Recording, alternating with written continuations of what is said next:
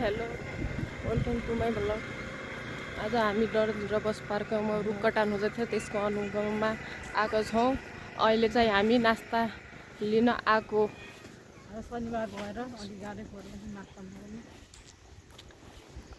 आज शनिबार भएर यो रोडमा अलि गाडीहरू नि कम हिँडिरहेछ। हामी चाहिँ यो डडेल उग्रताराको गेटनिर नास्ता लिन आएको छौँ। ठेकदारले 300 रुपियाँको खै के आउँछ हेरौँ अब।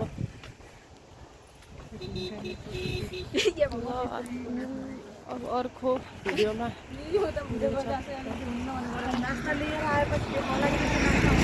उता देख्न सक्नुहुन्छ उग्रतारा मन्दिरको गेट। हामी अहिले पसलमा गइरहेछौँ। 300 रुपियाँको के आउँछ हेर्नुहोस् गाइस। जेरै किन्न त एकजना सादा लक कति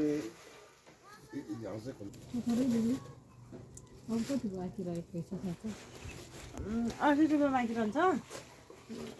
दुईवटा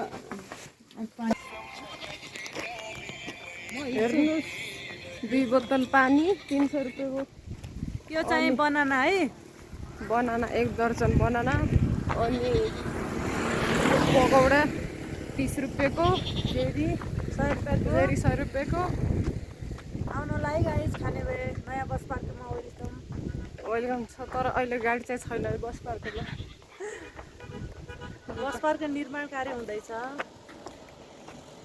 पछि कुनै दिन आएपछि तपाईँहरू त्यहीँ पार्किङ गरेर उग्रतारा घुम्न जानु पाउनुहुन्छ। सबैजना आउनु होला नयाँ बस पार्कमा भनेपछि।